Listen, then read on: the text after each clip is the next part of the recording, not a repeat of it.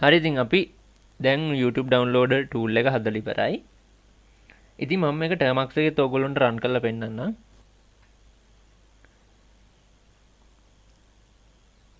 මම මේක හැදුවේ PC එක භාවිතා කරලා. ඉතින් ඔයගොල්ලන්ට පුළුවන් කිසි ප්‍රශ්නයක් නැතුව Android phone එකකිනුත් මේක කෝඩ් කරගන්න. ඉතින් මම මේක PC එකෙන් හදපු ෆයිල් එක මම Bluetooth කරලා මගේ ෆෝන් එකට දාගත්තා. ඔයගොල්ලන්ට පේනවා ඇති 𝗦𝗶𝗰𝗲 ෆයිල් එක මෙතන තියෙනවා. ඉතින් මම මේක මගේ note editor එකෙන් නැත්නම් මම ෆෝන් එකේදී කෝඩ් කරන්න පාවිච්චි කරන app එකෙන් open කරගන්න හැමයි හදන්නේ. හරි. මම මේකෙන් open කරගත්තා.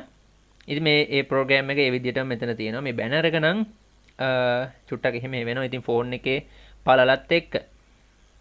හරි. මම මේක දැන් Termux එකට දාගන්න විදිය ඔයගොල්ලන්ට කියලා දෙන්න. ඉතින් ඔයගොල්ලන්ට පුළුවන් මෙහෙම සම්පූර්ණයෙන්ම මේක copy කරගෙන ගිහිල්ලා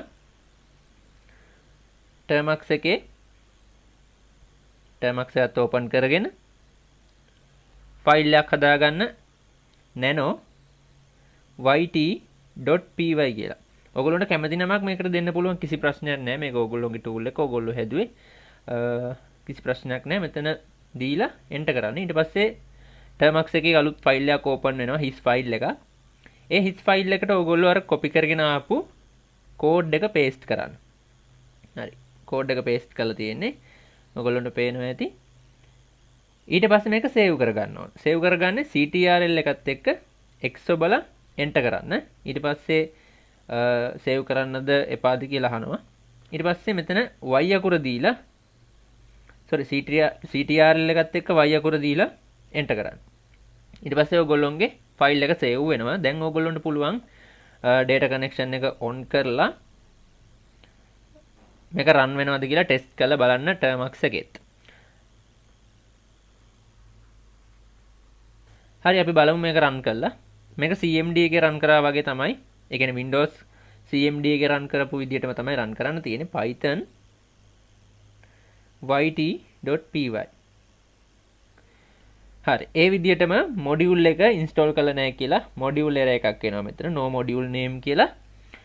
අපි Windows එකේ module එක install කරගත්තු විදිහටම Termux එකටත් module එක install කරගමු. pip install pytube. module එක install වෙනකන් චූටි වෙලාවක් ඉන්න.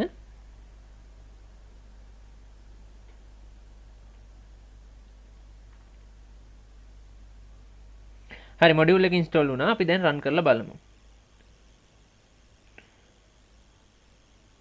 python 𝗦𝗶.py. හරි අපේ tool එක open වුණා. කිසි ප්‍රශ්නයක් නැහැ. මෙතන පාට මුකුත් නැහැ. මම පාට දැම්මේ නැහැ නේ. ඔයගොල්ලන්ට පුළුවන් පාට දාගන්න කිසි ප්‍රශ්නයක් නැහැ. හරි අපි start දීලා බලමු. අංක 1. චූටි වෙලාවක් ගන්නවා tool එක run වෙන්න. ඔයගොල්ලන්ට පේනවා ඇති මගේ data connection එක කැපෙනවා. හරි චූටි වෙලාවක් ගන්නවා මේ tool එක run වෙන්න. හරි අර විදිහටම run වුණා. කිසි ප්‍රශ්නයක් නැහැ. දැන් ඔයගොල්ලන්ට පුළුවන් වීඩියෝ එක download කරගන්න. ඉතින් ඔන්න ඔය විදිහට තමයි tool එක අපි හදලා ඉවර කරන්නේ.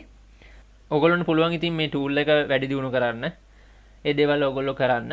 හරි මම හිතනවා මේ වීඩියෝ එක වැදගත් වෙන්න ඇති කියලා ඔයගොල්ලන්ට. එහෙනම් අපි තවත් වීඩියෝ එකකින් හමු වෙමු. සුබ දවසක්.